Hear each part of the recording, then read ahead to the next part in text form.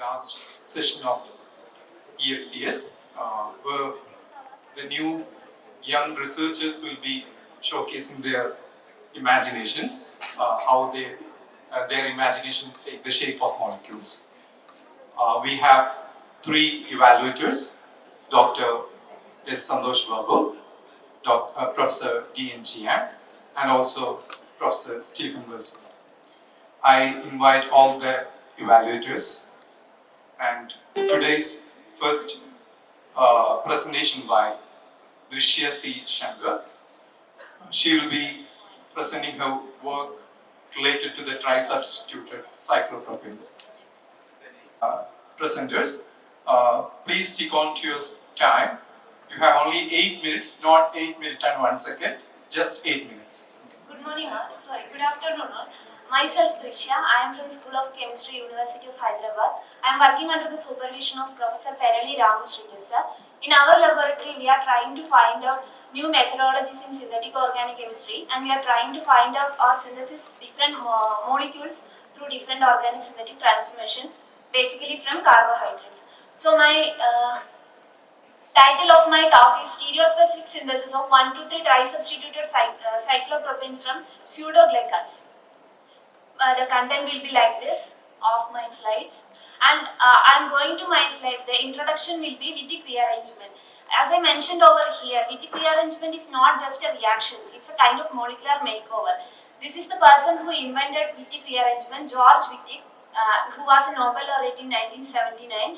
This is a rearrangement of an stabilized alpha ethereal carbanion to the corresponding alkoxide, invented by Wittig and Lohmann. And this is a powerful tool for the construction of carbon-carbon single bond. So many important natural products have been synthesized by using this rearrangement reaction. This classic rearrangement reaction can be classified into three: 1,2 Wittig rearrangement, 1,4 Wittig rearrangement, and 2,3 Wittig rearrangement. Here I will be focusing only on 1,4 Wittig rearrangement. So, the conversion of an allylic ether into an aldehyde when it is treating with a base at low temperature, the formation of an aldehyde is called 1,4 Wittig rearrangement, which was discovered by Felkin and Tempud in 1969, which is having wide synthetic applications because of its unique ability to synthesize stereo-defined aldehydes and ketones. But this rearrangement reaction is underdeveloped because of its least selectivity and the predominance of 1,2 Wittig rearrangement counterpart. So the mechanism is having still some controversies, like somebody proposing a concerted pathway, some others are proposing a radical pathway, but the widely accepted one is this radical mechanism. My topic is stereospecific synthesis of 1,2,3 tri-substituted cyclopropanes from pseudoglycans. I will be talking about that. So cyclopropanes. Cyclopropanes are interesting and important organic compounds which are useful in the synthesis of different natural products, organocatalysis, and the different organic chemistry transformations because of their unique ring strain possessed by this three-membered cyclopropane unit. So, when we are talking about cyclopropane, we were interested in 1,2,3 tri-substituted cyclopropane because of the presence of three consecutive stereocenters in this extremely strained three-membered ring. So these are some of the natural products which are possessing 1,2,3 tri-substituted cyclopropane unit. And these are some of the previous methods for the synthesis of 1,2,3 tri-substituted cyclopropane. But all these methods are having some drawbacks like control over regioenantiomer and diastereoselectivity, scalability, and the usage of unstable and toxic reagents, and the introduction of three consecutive stereocenters in the extremely strained three-member ring is really a difficult task. So our hypothesis was, is it possible to convert a biocompatible versatile chiral synchron glycol to a conformationally rigid, biologically important 1,2,3 tri-substituted cyclopropane through 1,4 Wittig rearrangement? So towards this attempt, we have taken the pseudoglycal X as the starting material, and we believe that when it is treating with a base like N-butyl lithium, the anion produced at the anomeric position will undergo a rearrangement to provide either a cyclopropane A or a cyclopentene B by 1,2 Wittig rearrangement. So this is the first ring contraction of a 6-membered pseudoglycan X to a 1,2,3 trisubstituted cyclopropane A by a 1,4-Wittig rearrangement. So we started our experimental investigation by taking the di-TBS protected pseudoglycan 1 as starting material. When we treated it with n-butyl lithium and TMEDA or the standard Wittig rearrangement condition, we expected the formation of this product 1B, but we observed the formation of the ring open product 1A by the elimination of C4-OTBS group and a double bond migration. So we thought that to avoid such kind of product formation, if we are replacing one OTBS with a free hydroxyl group over the C4 position, which will form a metal alkoxide with poor leaving ability, and it will lead to the formation of the required 1,4-Wittig rearrangement product. Then we have taken the pseudoglycan 2 as a starting material which is having a free hydroxyl group, and we treated it with TMED and n-butyl lithium at minus 78 degrees Celsius. There was no observable product formation at this temperature. When we brought it into room temperature, interestingly, it produced this cyclopropane, the mixture of this cyclopropane aldehyde and the bicyclic product. Then the NMR spectrum of this mixture was really complex, and then we treated it with acetic anhydride and pyridine, and we were able to separate this diastereomeric mixture and the cyclopropyl aldehyde to IF. And the whole mixture, when we treated with lithium aluminum hydride, we produced a cyclopropane alcohol 2A in 80% yield. The formation of this bicyclic product was through the intramolecular acylation of this hydroxyl aldehyde, which shows the cis relationship between this hydroxyl group and the aldehyde group. So we explored the synthetic generality of the methodology by taking different pseudoglycans, and we were able to synthesize different 1,2,3 trisubstituted cyclopropanes, including cyclopropanes which are having a quaternary stereo center over here. So when we have taken a galactal, pseudo-galactal derivative 4' and 6s', in this case we didn't observe the formation of this expected 1,4-Wittig rearrangement product. Instead of that, we observed the ring rearranged product which is 4'A. But in this case, we didn't observe the formation of any product. Instead of that, we isolated the unreacted starting material. And we were able to synthesize the reaction or implement the reaction in one pot without isolating the bicyclic mixture. And these reactions with the galactal derivative shows the orientation of this C4 hydroxyl group plays a crucial role in the Wittig rearrangement reaction. Later, we have taken different C-aryl glycosides for this rearrangement reaction, and we were able to synthesize all these cyclopropyl ketones in good to excellent yield. When we have taken a 4-deoxyglucan 23, it produced a trans-cyclopropane which is with a diminished yield. If we are taking a beta-C glycoside 21', it again produced the ring rearranged product, and we were able to crystallize the compound 12A, and we were able to fix the stereochemistry of the newly formed cyclopropane. And the proposed mechanism for this rearrangement reaction, the stable half-stir conformation of the compound 2 is depicted over here, I. When it is treating with n-butyl lithium, it will undergo a simultaneous deprotonation of this OH proton and the anomeric proton, which will produce a kinetic intermediate 2 alpha, which is having an axial anion.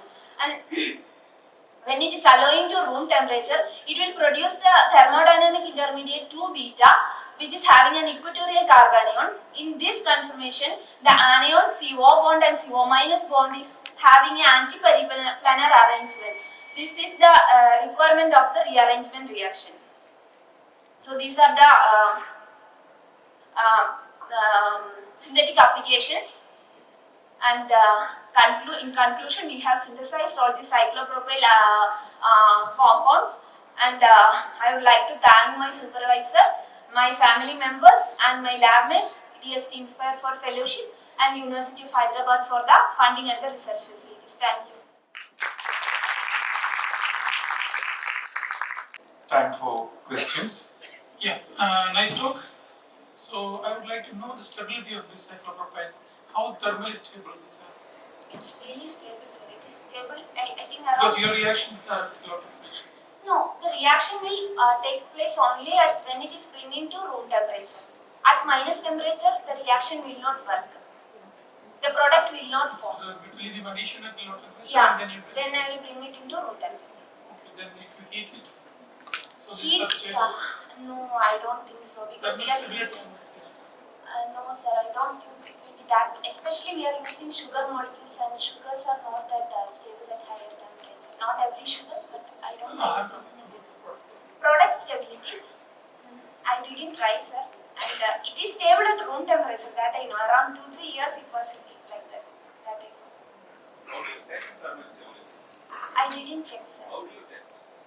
Like generally you are asking, like that we won't do in our Yeah, I have a question. So, in general, in organic chemistry, we know the three-member rings have a very large strain.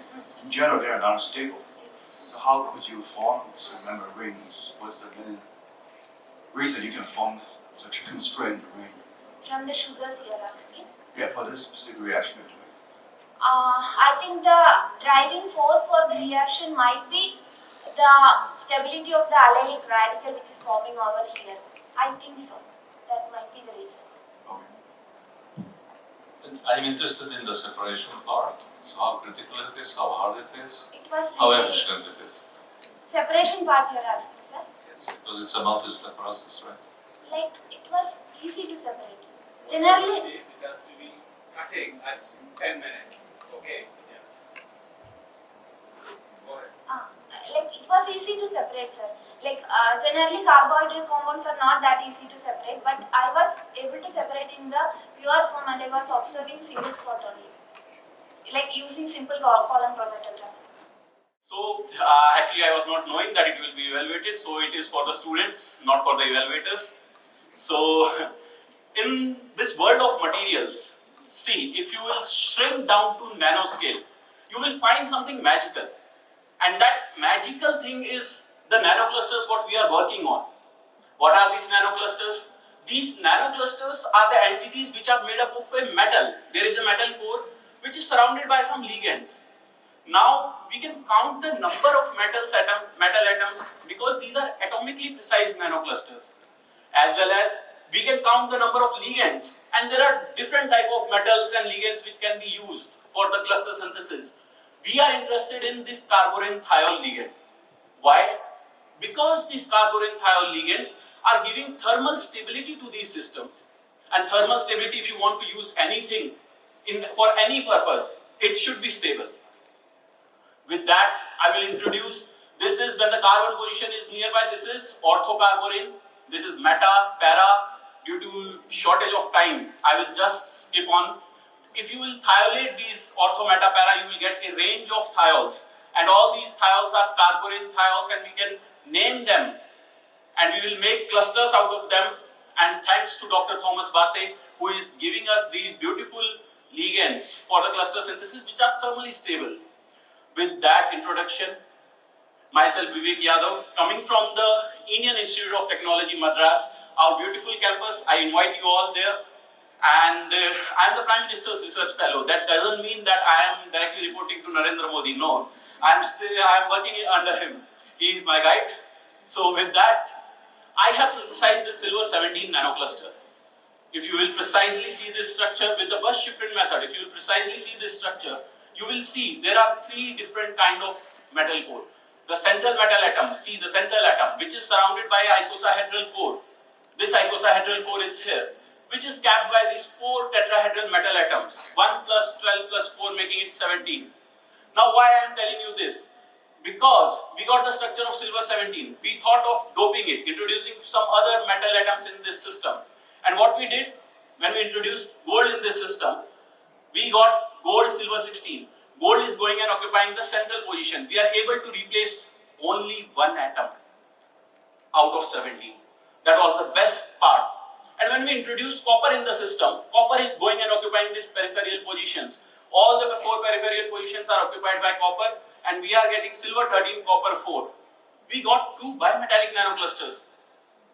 Then we thought, let's try to do both gold and copper in the system. And what we found, we got the first thermally stable carborane protected nanocluster C, which is having gold at the center with silver with copper. And you know, I am showing all this data. These are all the single crystal X-ray diffraction structures. I took almost some 3 minutes or something, but for this work, we had to like spend almost 3 years. This is not really very easy to like substitute one atom at a time. Then we approached Professor Hanu from Finland and asked him, let's correlate our experimental data with the theory, because theory and experiment should go parallelly. That is the best way. We correlated our data and he told us that whatever you are finding experimentally, all the absorption spectra, band gaps, everything is theoretically correct. What we have now? We have these 4 materials. Why we are doing that doping? Why we are putting gold in the center? Why we are putting copper at the peripheral position? Why? Because to tune its properties. And how? This silver 17 is not luminescent in solution at room temperature. But when we introduce gold in the system, it is near NIR emissive. When copper is coming into the picture, it is orange luminescent. The trimetallic is yellow luminescent. As in the morning, Professor Santosh was saying that he can able to tune the luminescence with the extended nanoribbons and all that. Here what we are doing, we are changing the metal atoms. And by like doping of metals, we are changing the luminescence. The whole range is possible. So, okay, we have studied a lot in this transient absorption and things, and this has resulted in a Nature Communication publication this year. After this publication, we had a meeting, and I was talking to sir, and we thought that, okay, we have done a lot for nanoclusters, the silver 17 nanocluster, we have doped data and all those things, but what nanocluster is doing for us? We are just being little selfish. Okay, then we thought, let's try some reactions, and we are able to get this particular reaction. What is important about this reaction? This is a normal organic reaction? No. We are able to break one of the strongest bond of chemistry, the CF bond. CF is one of the strongest bond, as you all know, at room temperature. The best part, our nanocluster has that potential that it can break CF bond at room temperature. These are the literature. In literature, there are multiple people who have tried to like break this CCl, CF, CBr, CI bond. They need higher temperatures, but we are able to do it at room temperature in normal atmospheric conditions. See, the best part is we are taking 2 reactants, putting our nanocluster, we are getting the final product. We don't need any temperature, we don't need any nitrogen atmosphere, nothing is required. Just a normal reaction anybody of you can do. That's the best part. Now the question is how this is happening. Anybody wants to take some guess how this is happening? I don't know. We have approached Professor Uzi Landman for the computational insights. So this work is going on, and probably by the end of next week, he will tell us he has calculated some barriers he has crossed. By the end of next week, if you are interested, I can tell you next week. Now, we have made multiple substrates with using this reaction. See, 6 are there. Gram scale. Actually, we want to do more. If you want to like do the bulk synthesis, you have to go for this gram scale synthesis and all that. What's the purpose of this reaction? Is the purpose this? Yeah, it is a purpose, but the main purpose is we want to break the CF bond to degrade PFAS, to get pure water. PFAS is a major contaminant in air and water. To degrade that, as shortage of time, I will just go to the substrate scope. We are able to make all these substrates. Now the thioguanine, the reactant what we are using, can cure blood cancer. Any of the substrate if give better property than thioguanine, it's like we are entering into the medicinal field as well. We have all these 4 materials, and the best part is these 4 materials have a great potential. Not in our group. People globally are using these 4 materials. Even I will add one more name here, Professor Ken, that we will be doing some more studies with this material. Now, last slide. Farook College is like really lucky for me.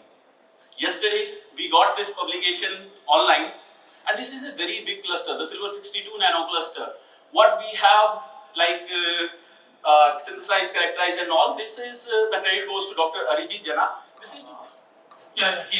See, your yields are not that high. Okay, it's moderate. So, did you observe any other product? See, for this particular question, I will like to answer in a different way. The purpose here for this particular reaction is not yield. If we are focusing on the yield, No. Why I am asking the yield is any other side reaction is happening there. no, the other side reaction is not happening. That is the case. We are only getting one single spot in the TLC, no other side reaction is happening. But to increase the yield, if we are focusing on this particular product, we can change this fluorobenzene to chlorovenzene and we are getting higher yields. But the purpose here is to show that this has a potential, this material has a potential to break the strongest bond, the CF bond. I agree with you. Your conversion is 100%. Your Uh, conversion is 100%. Means you is completely converting to the. yes, all those studies we have done. Yeah, it's Okay, thank you. You have a quick question. So are you saying all the four cluster only silver 13 copper 4 can do this reaction? yes. Other three cannot. Yeah, actually other three cannot, we can't say. We have also tried with the trimetallic nanocluster and really it is giving us the final product. But the yield of that with trimetallic and bimetallic, the yield is almost similar. But what we want no complex reaction. So we are focusing more on bimetallic cluster because trimetallic cluster is really hard to handle. So if the same thing is given by the bimetallic, why we will go for the trimetallic nanocluster? So that's why we are showing this reaction with the bimetallic one. Although it is happening in trimetallic. And about the two, the silver 17 and gold silver 16 nanoclusters, the copper side is too important. So silver 17 and gold silver 16 is not giving this reaction. Even in my slide I have shown that, sorry. Yeah. See. So, hello all, I am Amogh Havalsha, a PhD scholar at Pradeep Research Group at IIT Madras.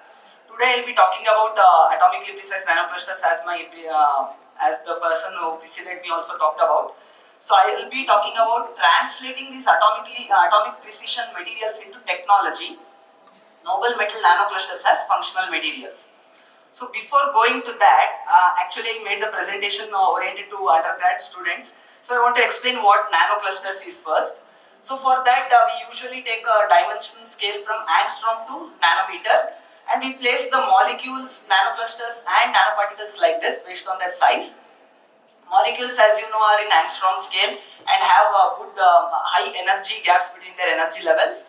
And nanoparticles usually don't have that much energy gaps or they are blurred into each other, the conduction and the valence band. And nanoclusters are the best of both worlds because they have good energy gap and also they can be in the nanometer size and can be easily modified to get certain functions for applications. Now, for you all to understand and remember nanoclusters for a long time, I have made an analogy to different age of a human being. So, a molecule can be like a small child with high energy and low stability. By low stability, I mean the child will be always reacting to each and every stimuli it gets. Similarly, nanoparticles can be an old age person, don't take me in a bad way, but after a certain age, the energy will be less and the stability will be more because of long existence. Similarly, nanoparticles have low energy gaps.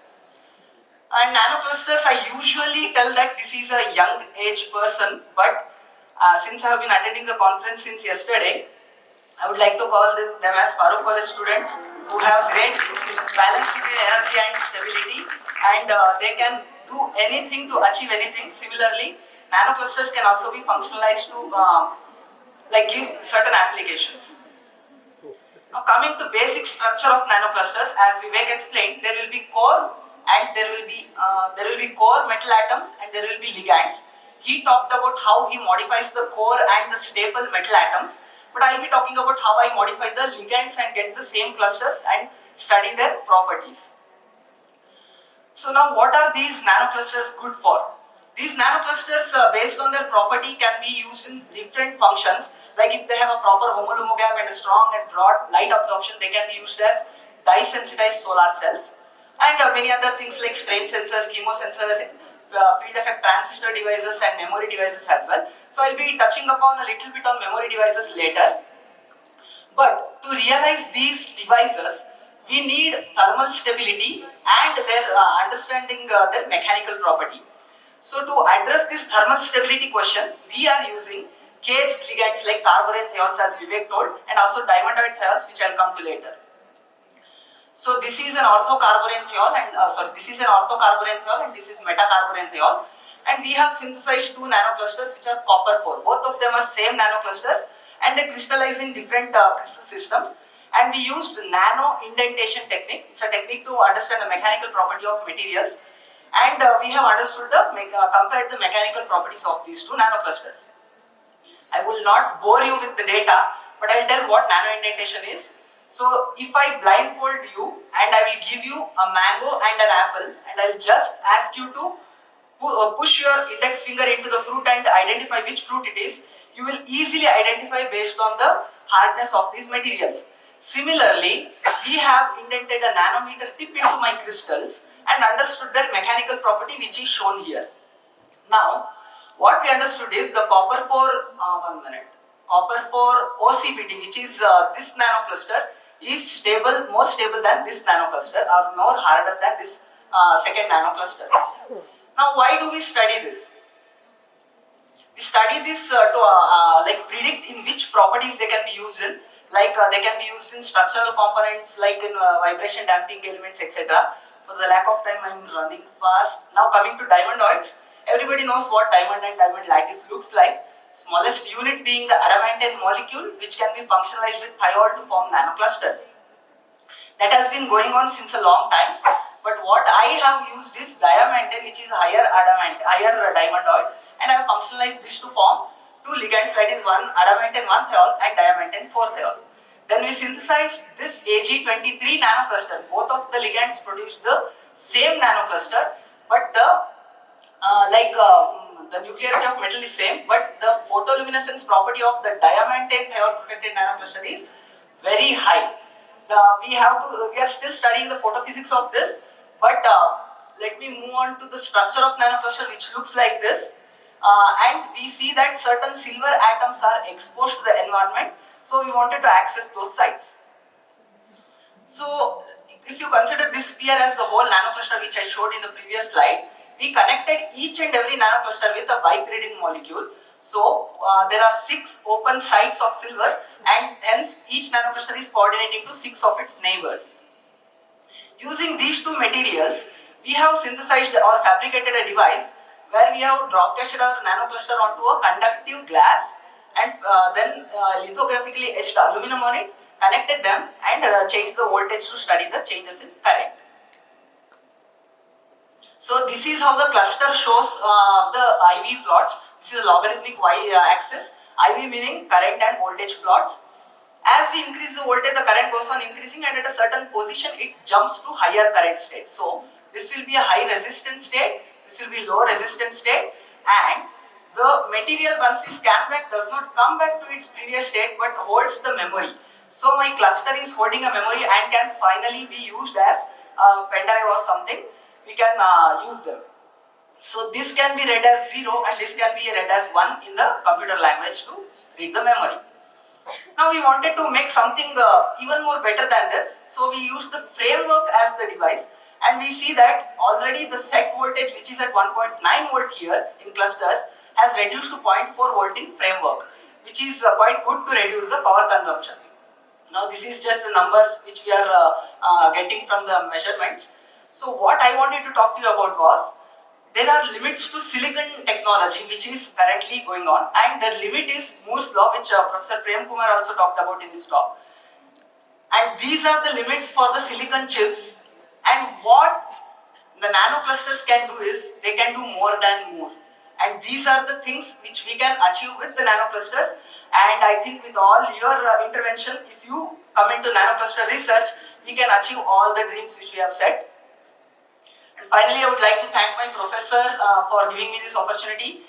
Thanks to all the collaborators, thanks to my research team, my institute, my funding agencies, and thanks to all of you for being here. Even though you have been attending this conference since yesterday morning, you all have been sitting here till the end. So thank you very much for listening to me. Thank you.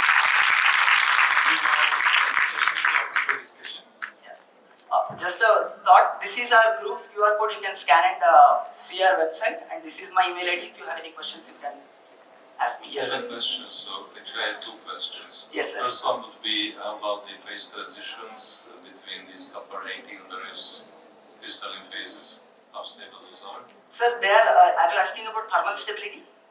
Yes. Thermally, they are For phase transitions.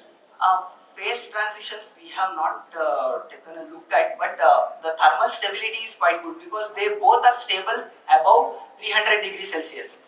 So they are quite very stable. Second question quickly. You mentioned that clusters can help to beat the Moore law. Yes, sir. So will you be crossing into the quantum regime, quantum computer regime with them or not? Yes, sir. That is the idea actually, because as we go down in the silicon regime below 3 nanometer, there will be a lot of problems like the leakage of current, and that will and quantum tunneling. All these things will create problems in certain electronic devices. But if we take the material which is already in 3 nanometer, less than 3 nanometer scale, we can easily modify or achieve something great with those electronics made from nanocrystals. Yes, thank you. So on this slide, what's the difference between the two clusters hardness? Yes, sir. This is harder than this nanocluster, and that is because of the packing, how it is happening in these nanoclusters. So once we, as we indent, it will show the displacement, but as we come down, there is somewhat recovery. So that recovery is because of the relaxation of the clusters in lattice, and that relaxation is quite good in this cluster. Hence, the hardness and elastic modulus is quite good in this cluster than that one. Good afternoon all. Today I'll be talking about how the ligand precision can be used to tune the oxygen evolution reaction kinetics in metal nanoclusters. Oxygen evolution reaction is considered as the anodic bottleneck in the field of water electrolyzers, and its sluggish kinetics involves 4 electron transfer with multiple proton coupled transitions, including passing through the intermediates like metal oxide, metal oxyhydroxide, etc., will limit the overall efficiency of the system. Then the benchmark catalysts like ruthenium oxide and iridium oxide are exhibiting excellent catalytic activity. However, their high cost, limited availability and low durability limit their commercial application. Here comes the low precious metal nano catalyst, and among them nickel based catalysts have got much attention in alkaline media. And however, in the case of bulk nickel oxide and nickel hydroxide catalysts, they are structurally heterogeneous, so it is very difficult to find the exact nature of the active center and the reaction kinetics. Then, to address this, we turn into atomically precise metal nanocluster. These are the materials which bridge the small molecule and nanoparticle, having a kernel of metal atom surrounded by a specific number of protecting ligands, and this is the general representation where X and Y corresponding to number of metal atom, number of ligand, and Z is the total charge of the system. So, this atomically precise metal nanocluster can give a well-defined nuclearity as well as ligand environment. So when we use this atomically precise metal nanocluster as a catalyst, we can develop structure-property relationship. So in order to improve the catalytic activity or any property of a metal nanocluster, we have two strategies. One is ligand engineering and other one is metal core tailoring. In this study, we are mainly focusing on ligand engineering by keeping the metal core constant, and in order to understand how the surface chemistry governs oxygen evolution reaction. So, nickel 5, that is nickel cluster, among nickel cluster, nickel 5 nanocluster protected by 10 phenyl ether thiode has been studied well for oxygen evolution reaction, and in order to expand this study, we have synthesized two new nanocluster, nickel 5 TRZ and nickel 5 PDT, using these two thiols, and by keeping the nickel 5 core constant, we can decouple the contribution of nickel 5 core from the ligand environment. And the prepared catalysts were analyzed using UV visible spectroscopy and HRMS. We have also studied temporal stability at room temperature and found that nickel TRZ shows remarkable stability even after 1 year with almost no change in spectra. However, in the case of nickel BDT, we can see rapid spectral changes within hours. And from this, and you know, the TRZ and BDT both are aromatic dithiols, but their interaction with the metal core is different. This leads to the change in this profile. And from FTIR and XPS spectra, also we were done. Then coming to the electrochemical activity. This OER activity of all these clusters were done in 0.1 molar KOH, and this is the corresponding LSV plot, and you can see here the nickel oxidation peak at 1.3 to 1.4, followed by sharp rising current indicating the evolution of oxygen. And in the case of nickel TRZ, it starts at 1.4, and in the case of nickel BDT and PET, it starts at 1.5 and 1.52 respectively, which shows the difference in catalytic activity and the electronic environment, which is mainly due to the difference in ligand environment. In the case of nickel TRZ, the presence of nitrogen and its interaction with the metal core improves the ligand metal charge delocalization, which will lower the energy barrier for the high valent nickel state in the OER bias. And by comparing the overpotential and Tafel slope, lower Tafel slope of nickel TRZ shows that it has high OER efficiency and OER kinetics compared to others. This mass activity as well as EIS spectra also shows the similar trend. Moving on to the turnover frequency comparison, you can see that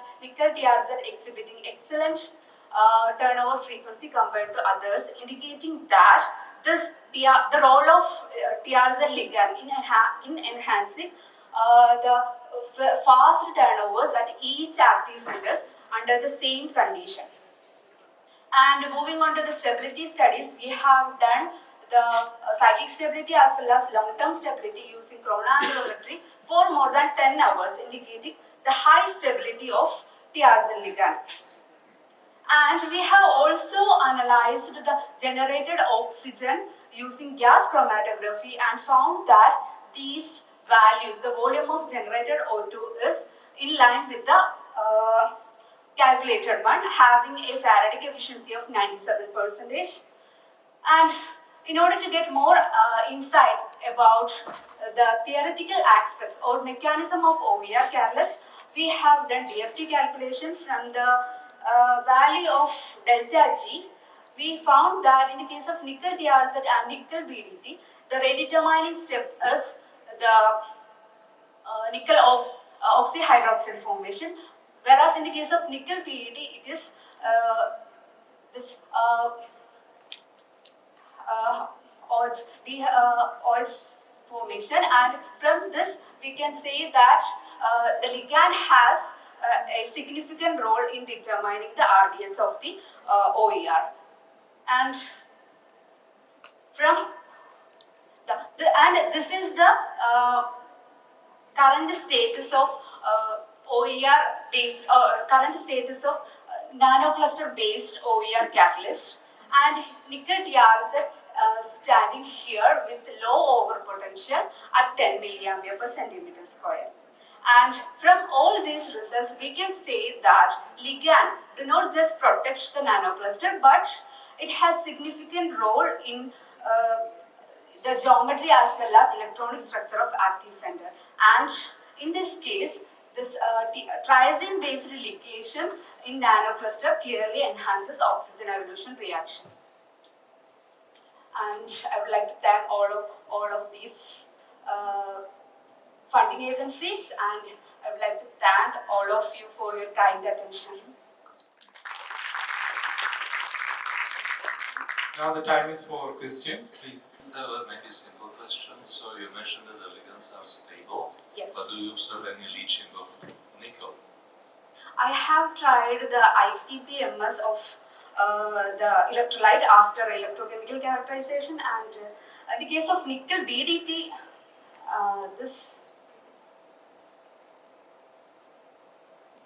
In the case of nickel BDT and nickel PT, we can see little amount, but in the case of nickel TRZ, there is no leaching out and it is stable. So during the OER reaction, what do you think is the oxidation state of nickel? Nickel is +2 oxidation state and the active center is +3. And in this case, you can see the oxidation of nickel 2 plus to nickel 3 plus. After that, the oxygen emission.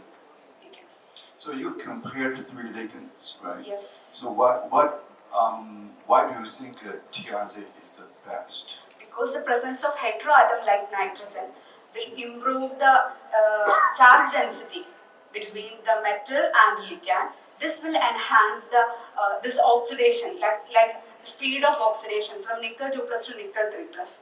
And finally, it will enhance the oxygen evolution. This pink one is the experimental one, and the other one is the theoretical simulated one. And it is coming like that. I'm Nidana Han from ICT and I have done my BSc here, so it's good to be back here as a participant in EFCS. So today I'll be talking about the isomeric affecting ligand exchange induced structural transformation of nanoclusters. I know all of you are familiar with nanoparticles and molecular complexes, and today I'll be talking about nanoclusters, which are the connecting link between these nanoparticles and molecular complexes. They are ultra small nanoparticles with size of less than 3 nanometer, and they are, because of this small size, they possess discrete electronic states which are like molecules and unlike the nanoparticles, and they show molecular like electronic transitions also. The main attractive part of nanoclusters is their atom precise nature, which means we can count the number of atoms and locate their positions. So it is important to have a look at the structure of the nanoclusters, which will be useful to understand the coming slides. So generally nanoclusters composed of a metallic kernel, which is protected by stable motifs, which are composed of both metal atoms and ligands to give this atomically precise structure. And we can represent them with particular formula. For example, AU25SR18 means, it contains 25 gold atoms, which is protected by 18 thiolate ligands and composed an overall charge of 1 minus. So they have fascinating properties and applications, as Amok and Vivek showed before. And the main part is they are atom dependent.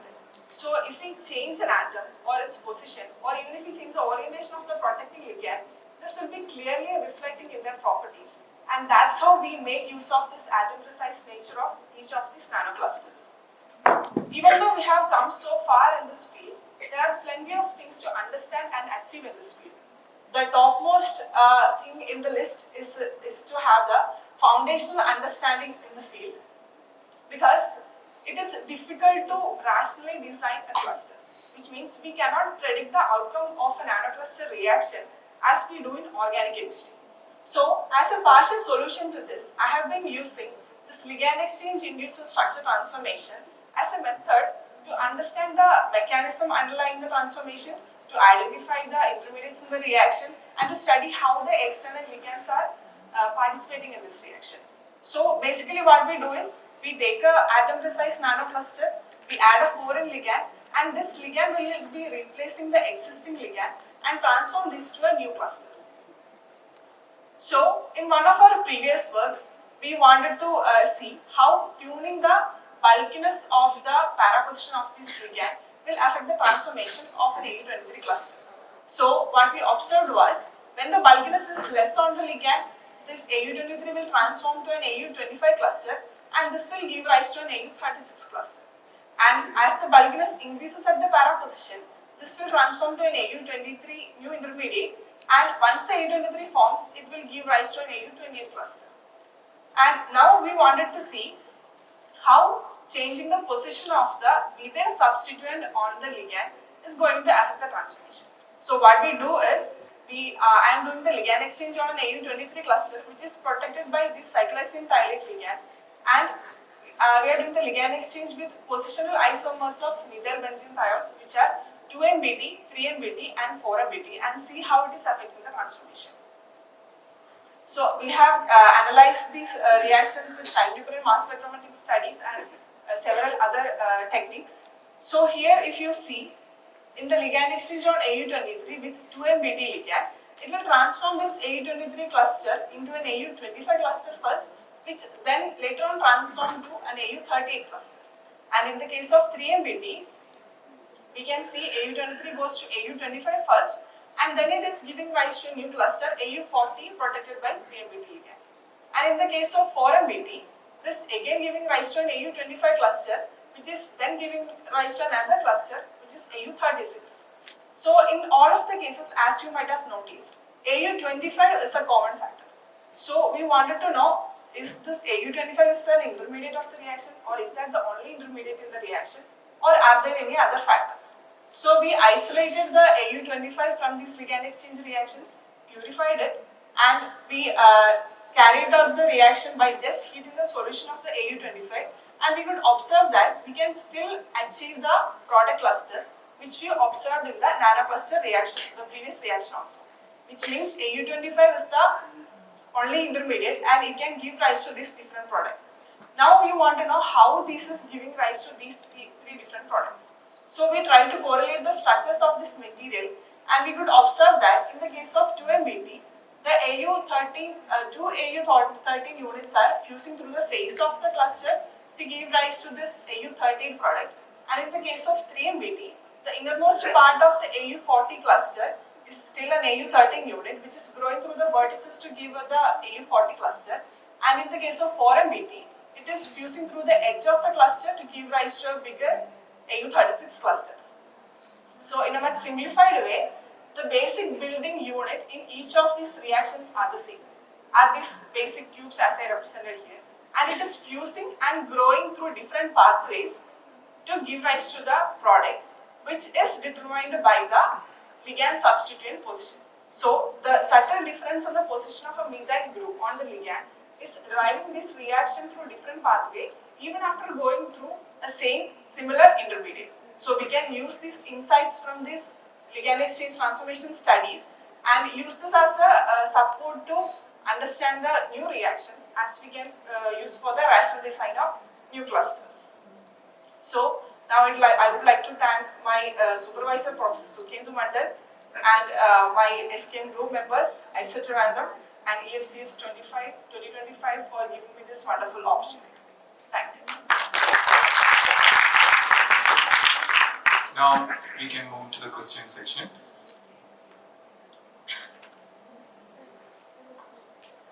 So do you have an explanation for these also meta paraposition control? Yeah. So, yeah, why the two MPT3 and 4 give you different? You showed these simple cartoon understanding, but chemically speaking, why does that Yes. steric So, effect give you the final product? yeah, we always want to know how this is happening. I only showed what are the structural correlations. So one could be the agostic interaction that we have observed through NMR, because with each of these ligand, the agostic interaction is different in each case. So agostic interaction could be one factor along with other factors too, like inductive effect and how the orientation of the ligand, basically how the ligand substituent is stabilizing the product, that drives the transformation. And how it is happening, we still want to know. That is the key factor where we are approached. Well, nice to see this, how they are combining. But I have one question that in solution, if you look at a three-dimensional structure, although one type of organization or assembly or whatever, or binding can lead to one structure, all of these different shapes are being exposed. All those different kinds of phases are exposed. So simultaneously there are possibilities of many. So why do you think that one cluster is getting formed? Why can't all others be formed? Like we are getting only that particular cluster in that reaction. Correct. If you are having two cuboids, Yeah. all the 6 phases are the same. Okay. Yeah. But for other shapes, there are different phases. As a result, there would be different products. Yeah. Like that's what we like. The similar clusters are obtained with this other ligands also. Present my work entitled Polyaniline Microspherical Carbon Graphene Ternary Nanocomposite for High Performance Asymmetric Supercapacitor. The work is done under the guidance of Dr. Binita N. Professor and Head Department of Chemistry, University of Calicut. As we know that fossil fuel continue to deplete and the renewable energy resources suffer continuous supply limitation, there is a growing demand for advanced energy storage devices like battery and supercapacitor. Here we focus on supercapacitor, which has high power density, high cycle life and ultra fast charge discharge rate. Based on the energy storage mechanism, supercapacitors are divided into three. One is electrostatic double layer capacitor, where charge is stored electrostatically, and in pseudocapacitor, charge is stored via Faradic redox reaction, and a hybrid capacitor combine the principle of both EDLC and pseudocapacitor. Among various material used for supercapacitor application, we focus on polyaniline, which is a conducting polymer. It has high theoretical capacitance, good environmental stability, and it is very easy to synthesize. But the major limitation is its poor cycle stability, that is due to the mechanical degradation that occur during repeated charge-discharge cycle. So, in order to overcome these limitations, and also to enhance its power density, we have to combine polyaniline with other material, especially carbonaceous material having EDLC nature. Here we focus on graphene, and graphene has high surface area, good electrical and mechanical property, but the major limitation of graphene is low capacitance due to the restacking of graphene layers. So here we introduce carbon spheres which act as a spacer and prevent the restacking of graphene layers. In addition to this, the presence of oxygen functionalities in carbon sphere also contribute to the pseudocapacitance of the material. So, the objectives of the present work include synthesis of carbon sphere graphene via ball mill method and synthesis of Pani carbon sphere graphene via in situ polymerization of aniline in carbon sphere graphene dispersion, material characterization to investigate the structure and property, evaluation of supercapacitor performance, and also fabrication of an asymmetric coin-cell supercapacitor device. Here, graphene is synthesized from graphite flake via ball milling method, and sugar is used as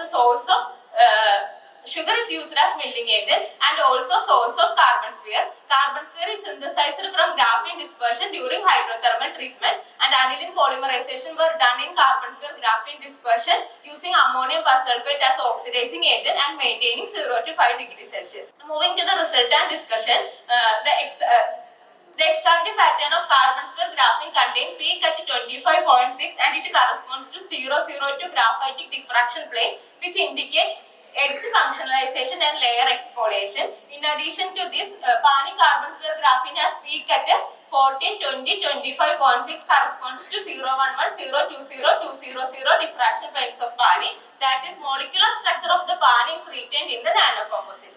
FTIR confirm presence of various functional group, and in the Raman spectra, ID by IG ratio of carbon sphere graphene is 0.75, which is less than that of GO, and it is due to the presence of partially carbonized carbon sphere over the graphene sheet, and the peaks of Pani is also retained in the Pani carbon sphere graphene. And this is the FSM images of Pani. Here the uniform fibrous morphology is evident, and in FSM images of carbon sphere graphene, the presence of spheres is also evident. But when we look FSM image and TEM images of Pani carbon sphere graphene, there is a uniform distribution of Pani over carbon sphere graphene, and it is due to the high concentration of Pani.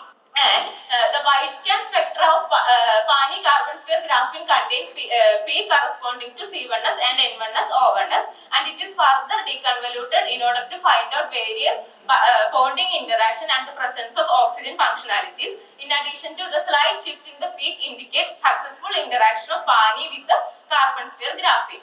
And moving to the electrochemical studies, we done electrochemical study initially using 3 electrode setup using 1 molar H2SO4 as the electrolyte. This is the CV comparison at 50 millivolt per second, and from the CV it is clear that compared to bare system, Pani carbon sphere graphene has highest area, hence highest capacitance, and the presence of redox peak indicates pseudocapacitive nature of the material. CV is also done at a different scan rate, and on increasing the scan rate, area of the CV curve increases due to increased current response, and supercapacitor performance is further evaluated through charge discharge measurement, and this is the CD comparison at 5 milliampere per centimeter square compared to bare system. Pani carbon steel graphene show highest capacitance of 111 millifarad per centimeter square at 5 milliampere per centimeter square.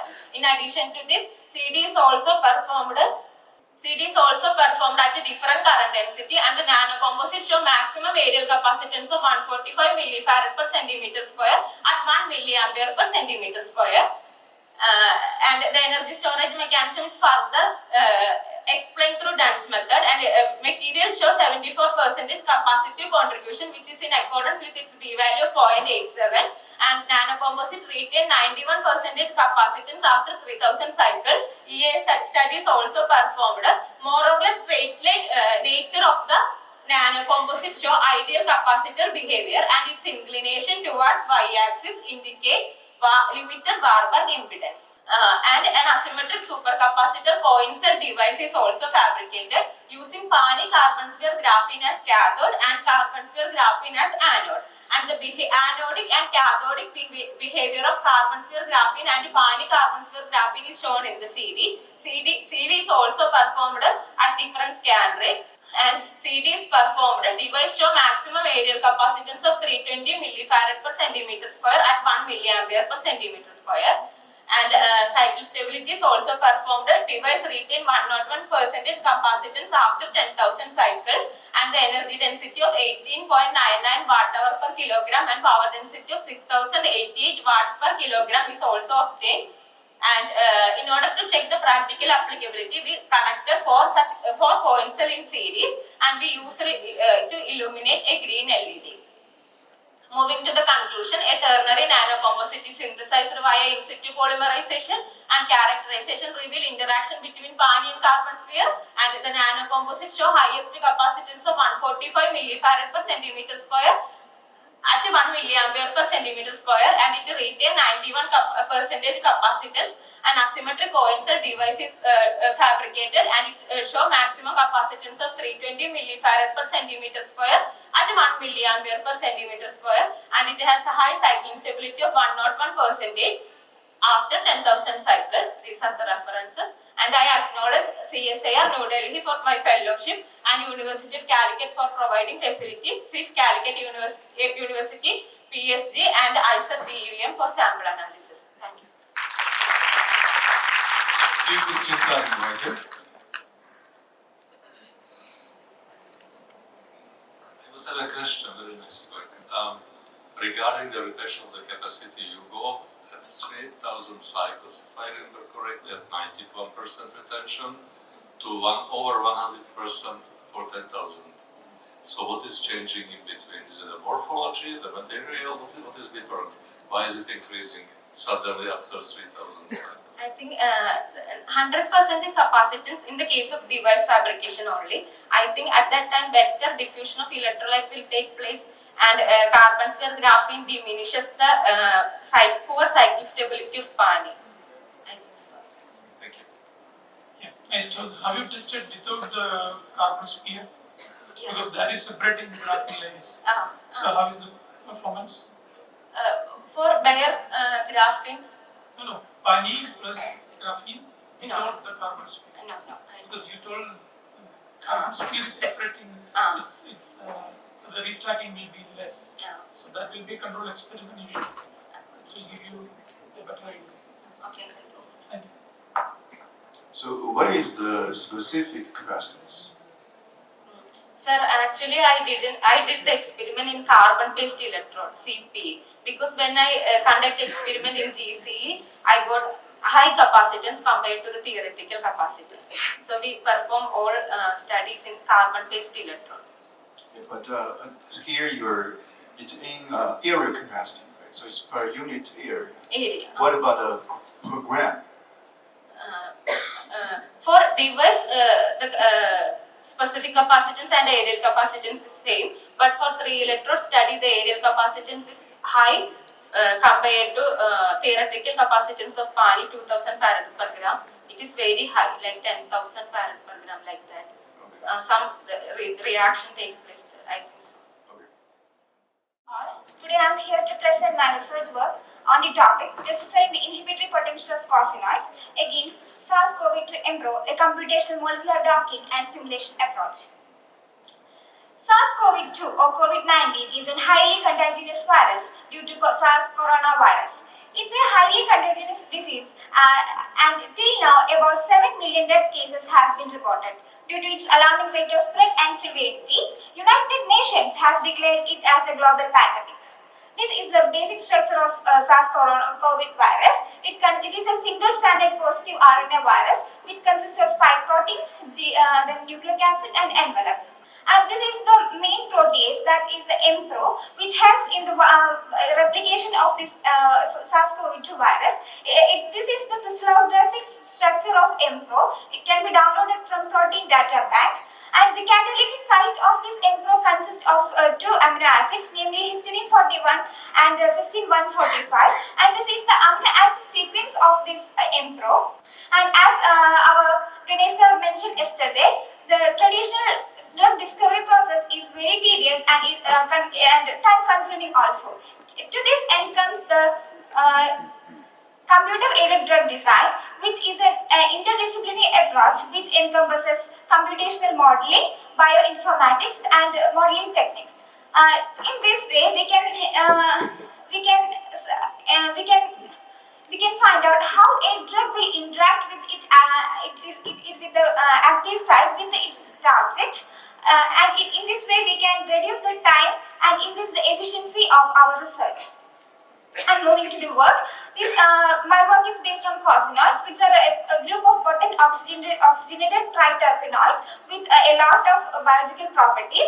And we have investigated the inhibitory potential of 18 cosinoids and how we can inhibit the proteolytic activity of this Mpro using computational technique encompassing molecular docking, molecular dynamic simulation, and ADMET analysis. And moving to molecular docking, it plays an indispensable role in the identification of promising lead compounds, and we have done molecular docking of these 18 cosinoids using autodoc vena.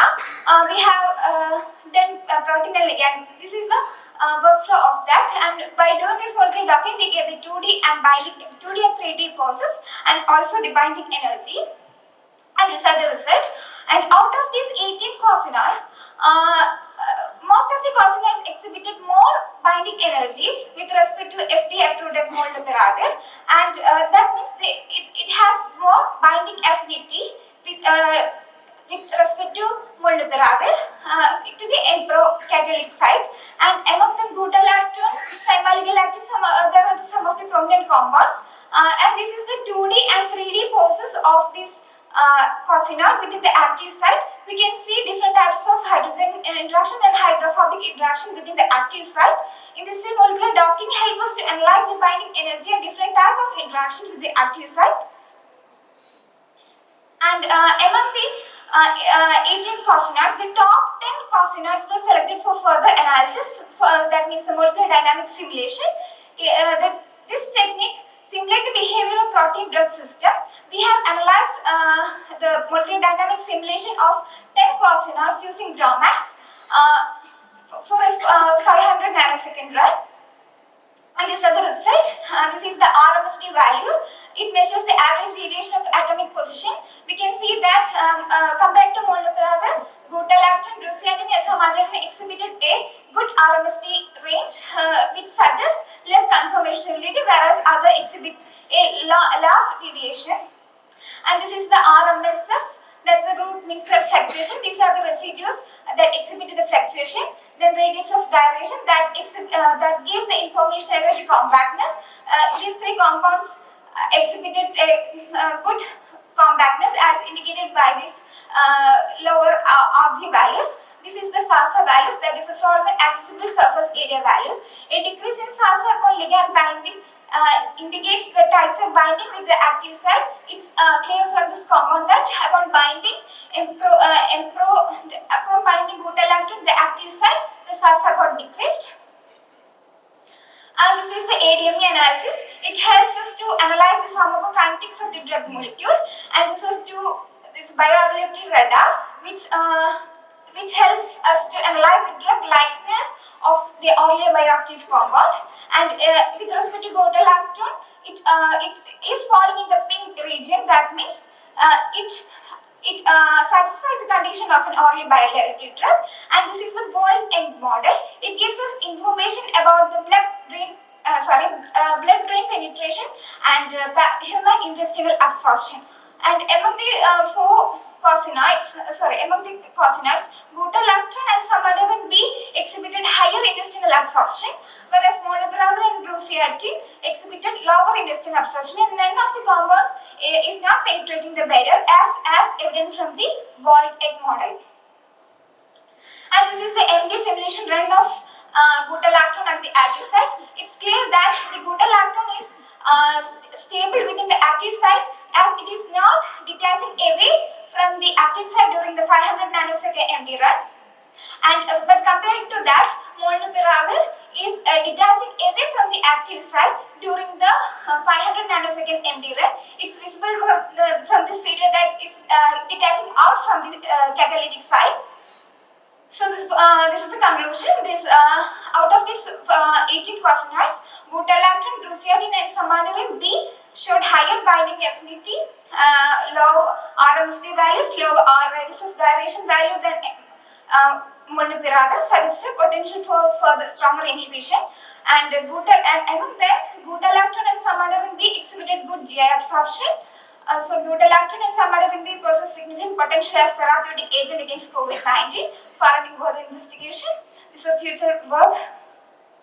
This is a reference. I would like to acknowledge my university and my team members and my supervisor for the same. And this is I want to mention the Nobel Prize winners in this area also. Thank you. EFCS can be today.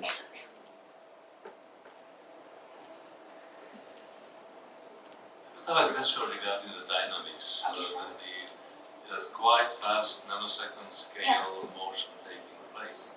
But if I'm not wrong, in this kind of systems, peptides larger, one of them also have like a longer scale dynamics, like some breathing mode or some chain isomerization restructuring. So can you say something like that, or we have to work on it. Or it's out of the time window? No, we have to work on it. You mean protein interaction like that, right? Yes. Yeah, that's I think our next work is on that. I have to tell on it. Thank you. Nice talk. So if you are prepared with some functionalization tools, Okay. so which one you will opt to functionalize butalactone to improve the binding? So It's a hypothetical question.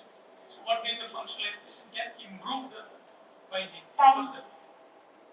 so that in functionalization using amino acids like NH2 groups like that. Yeah, any functionalization. So then we have to look. We have to find out the. I think we have to do Gaussian studies first. Then we have to. It's a trial and error process, I think. Your intuition, what does it Good afternoon to all. I am Arifa from Department of Chemistry, University of Calicut. I would like to present one of my work entitled Electrochemical Probing of Water Oxidation at Molecular Vanadium Oxosites.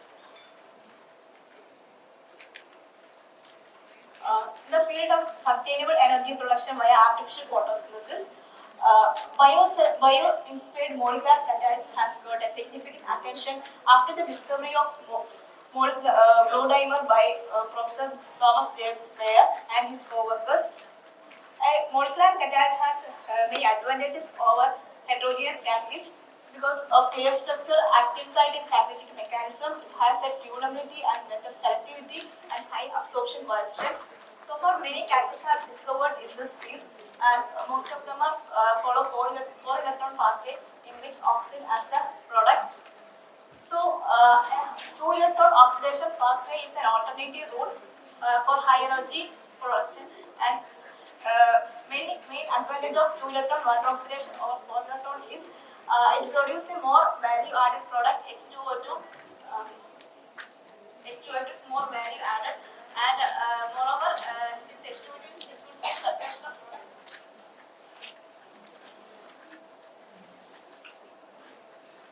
separation of product is more easier. So far, our group already reported some of oxide type molecular catalyst which is capable of 2 electron oxidation. And here I am going to discuss about an oxo type porphyrin molecule which is capable of 2 electron water oxidation. For that, I have synthesized a vanadium porphyrin molecule, a neutral vanadium porphyrin molecule, and a cationic vanadium porphyrin molecule, and it is characterized by HRMS, UV absorption spectra, IR spectra, and EPR spectra. Then, first I have studied how water is coordinating to vanadium center by spectrophotometric titration method, and we found that on the addition of water, there is a gradual redshift in the absorption spectra is observed, and we have calculated the equilibrium constant by using the Benesi-Hedray approach and found that in the case of cationic porphyrin, the coordination of water is more easier compared to neutral porphyrin. So the hydrophilicity of the ligand has an important role in the water coordination, and this is further confirmed by protonating the neutral porphyrin by addition of acid, and we observe the same as that of cationic porphyrin. Then we studied how this coordinated water deprotonate after the deprotonate by using basic titration, and we found two isobasic points which correspond to 2 deprotonation steps, and we calculated the pKa value as 11.6 and 12.8 corresponding to 2-step deprotonation.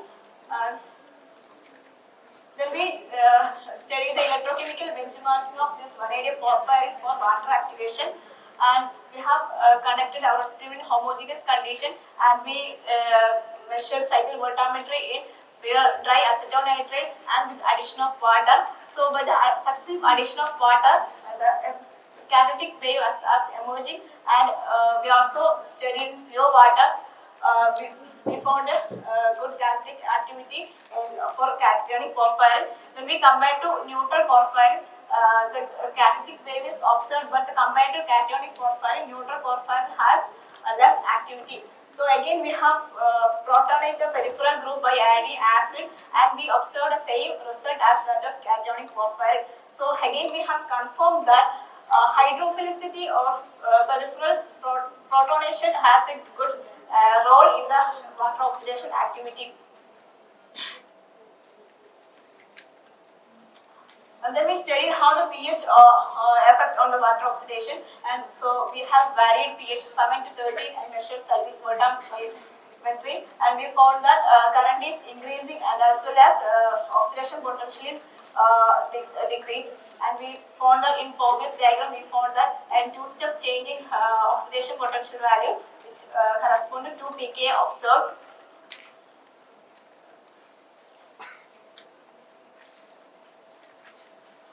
Then we have studied the kinetics of the reaction.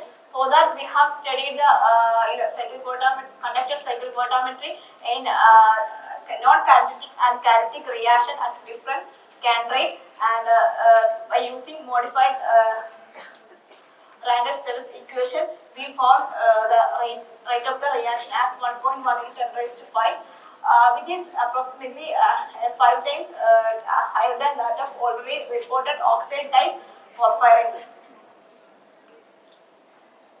And then finally, we have analyzed the product formed in the reaction, and for that we have conducted a controlled potential electrolysis for a period of 4 hours at the potential 1.2 volt, and we have analyzed the oxygen during every 30 minutes by using gas chromatograph, and after the reaction we have analyzed the H2O2 production in the electrolyte, and we have found that 1.5 micromoles of H2O2 is produced, and H2O2 is our primary product, and which on further decomposition, oxygen also formed in the reaction, and our total Faraday efficiency of 93.2% is observed.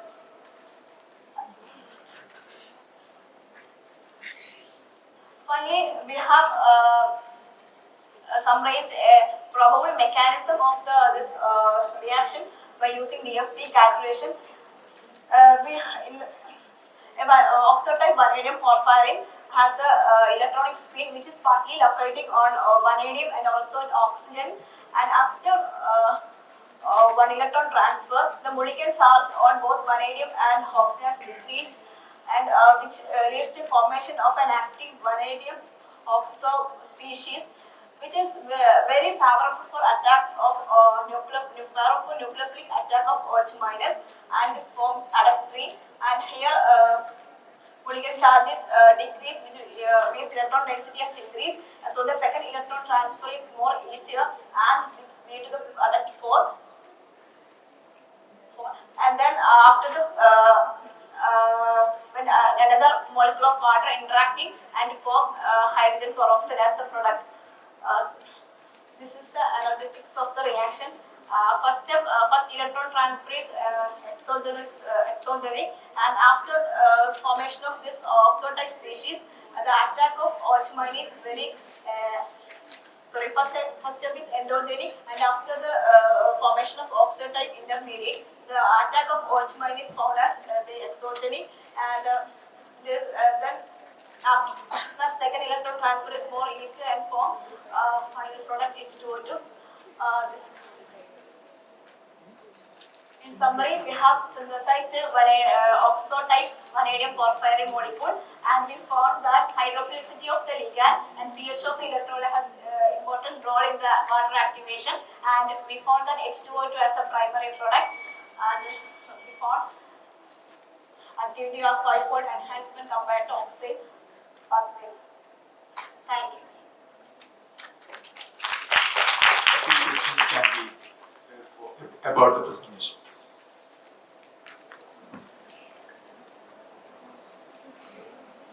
Nice talk. So the UV titration experiment you performed in acetonated or? Performance accelerated and successive addition of water. Okay. Would you please go to the slide?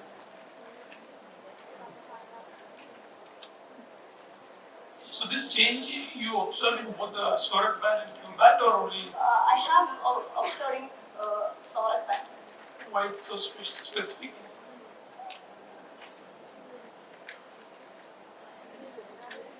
Because this change is by coordinating water, the porphyrin molecule gets affected. So main transit.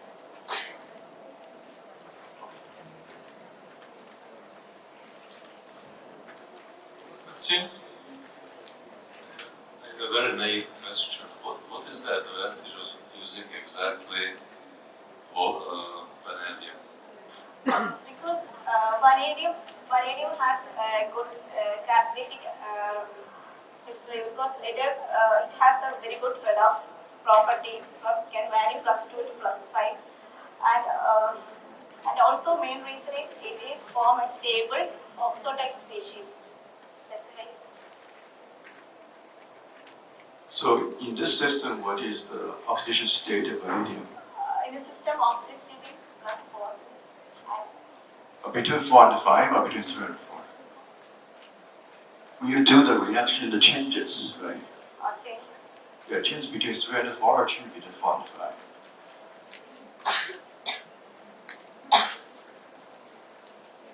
During the reaction. Mm-hmm. That is from in ground state is that it can represent as a shunt between 3 and 4, because the unpaired electrons is located both on oxygen and vanadium. Due to change, we have observed the decrease in molecular charge in both vanadium and oxygen. That means We are moving to the final presentation of today by Sainul Abid. Good evening. I am extremely happy to be here, as this EFCS conference series has given a lot of chances as in the previous years. Back in 2017, I was a volunteer boy here, and in 2025, I am happily presenting our work entitled Smart Nickel Nanoclusters for Switchable Electro-Oxidation of Methanol through Host-to-Guest Interactions. And this work is carried out under the guidance of Dr. Shibu, ES of University of Calicut, and Dr. Jay Bharati of CSIR Sikri. And this work is primarily about atomically precise metal nanoclusters, which are considered as the bridging blocks between small molecules and plasmonic nanoparticles. And they have ultra small size containing fixed number of metal atom core surrounded by protecting ligands like thiols. So, these atomically precise metal nanoclusters are emerging as a highly adaptable class of electrocatalysts due to their small size and discrete energy levels, and their applicability towards electrocatalytic methanol oxidation reaction, that is MOR, is less explored. And coming to MOR, platinum-based metals are well known benchmark catalysts. However, they suffer from lack of long-term operational durability due to carbon monoxide poisoning. Hence, nickel-based non-precious metal nanometals catalysts are considered as a promising alternative. But these nickel-based materials are also suffering from another drawback, which is simultaneous competition from oxygen evolution reaction, that is OER, under the same potential window.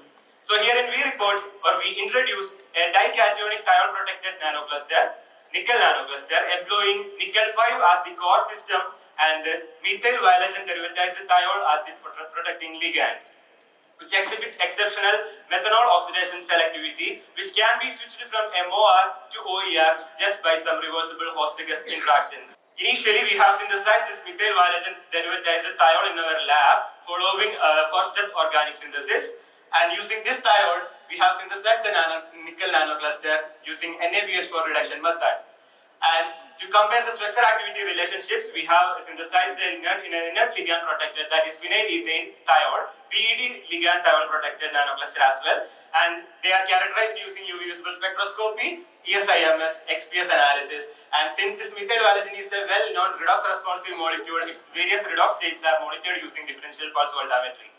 Later, its activity towards electrocatalytic MOR as well as OER were analyzed, and this nickel methyl violation nanocluster is exhibiting superior activity with a higher selectivity towards methanol when compared with the nickel PET as well as platinum carbon benchmark catalyst for MOR in terms of geometrical normalized activity as well as mass normalized activity.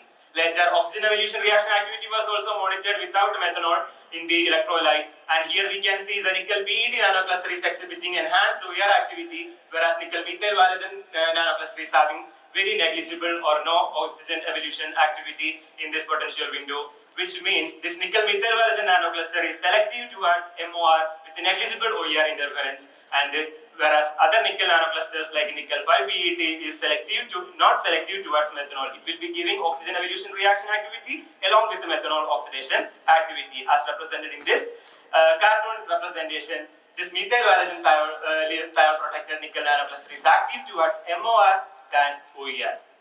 Later, the long-term applicability of this nanocluster towards operations were calculated or analyzed using chronoamperometry, intermittent reactivation cycling, as well as increasing anodic potential experiments. And in all of those experiments, this nickel methyl violation thiol nanocluster exhibited superior activity and durability when compared with the platinum carbon benchmark catalyst as well as nickel PET protected structural analog.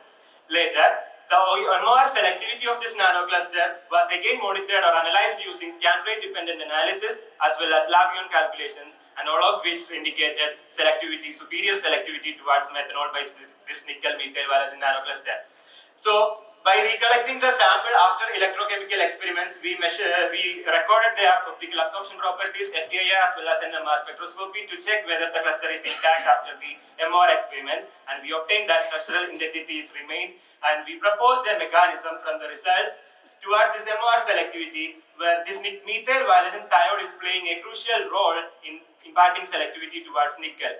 Since the nickel is the common active site for both nickel PET nanocluster as well as nickel methyl violation nanocluster, this methyl violation smuggles hydroxide ions toward itself for its redox interconversions, thereby making the nickel oxyhydroxide active site available more for methanol molecules, imparting higher selectivity.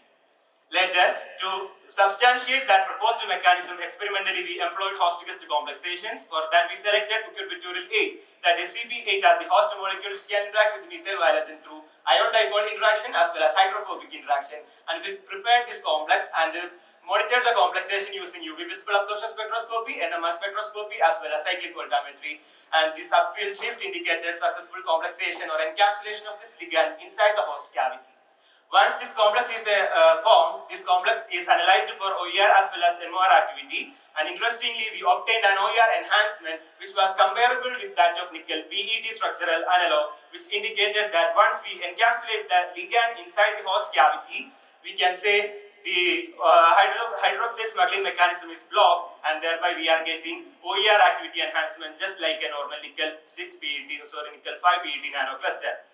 Later, MOR activity was also monitored. It gave a combined OER MOR activity just like a nickel PET analog. Hence, we can say that this ligand-mediated hydroxide transport mechanism played by this methyl violation ligand is imparting the selectivity. Once we encapsulate that ligand inside a host molecule, we can get the typical OER activity of the nickel-based materials. Later, to check whether this switching, that is MOR to OER switching we obtain, whether it is reversible, means if we can go back to MOR activity from this OER activity, we again performed host-ligand complexation using a competitive binder, adamant and ammonium hydrogen chloride, which is having higher binding affinity towards cuprobutyrol than methyl violation, and it displaces the methyl violation from its cavity, resulting free nickel nanoclusters again. And it is again monitored using NMR spectroscopy, and we were able to obtain the initial bipyridine chemical shifts. And the MR activity and OER activity was again monitored, and from which we obtained 100% activity regeneration towards MOR from OER. So in result, we switched the activity from MOR to OER through host-ligand complexation. After replacement from the host cavity, we obtained the MOR activity back. So these results were again agreed with the electrochemical impedance spectroscopy. So to conclude or to summarize our work, what we obtained is that a pristine nickel-based nanocluster which can catalyze MOR in a highly selective way, where we generally expect activity towards oxygen evolution reaction. And this MOR activity can be switched to OER and back through reversible host-ligand complexation. And what plays here is that there is a ligand-mediated hydroxide transport mechanism that decouples the reactant equilibria, that is the methanol hydroxide equilibria from the nickel oxyhydroxide active site, thereby providing the nickel active site with only one kind of reactant, which can be tuned reversibly from MOR to OER. Moving on to the acknowledgement part, I would like to acknowledge my research supervisor, collaborators, Pradeep sir, all my beloved teachers, and the instrumentation facilities and my institution. Thank you for your kind attention. We are going to the questions now. So how do you know the encapsulation happened? Sir, supramolecular host-ligand encapsulations can be identified preliminarily using UV visible spectroscopy and followed by NMR spectroscopy. Here, encapsulation is taking place here. So these bipyridyl protons will be showing an upfield shift after the encapsulation inside the host cavity. As obtained, here I have included up to 2.5 equivalents of cuprobutyrol. We have conducted up to 10 equivalents of cuprobutyrol additions, and with each of the increasing installments, we are getting this. That's how we received it to check towards electrochemical analysis. Otherwise, the activity trend will not be followed. If it was unstable after this competitive binding, we will not be getting back the nanocluster. Yeah, why this absorption is coming down upon complexation? When we encapsulate the chromophore inside the host cavity, the molar absorption will go down, sir, since it is encapsulated within a hydrophobic cavity. But it should become more structured or something. Here it is broadened. You see the blue line in the bottom one. It has become more broad. With the Question. okay, sir.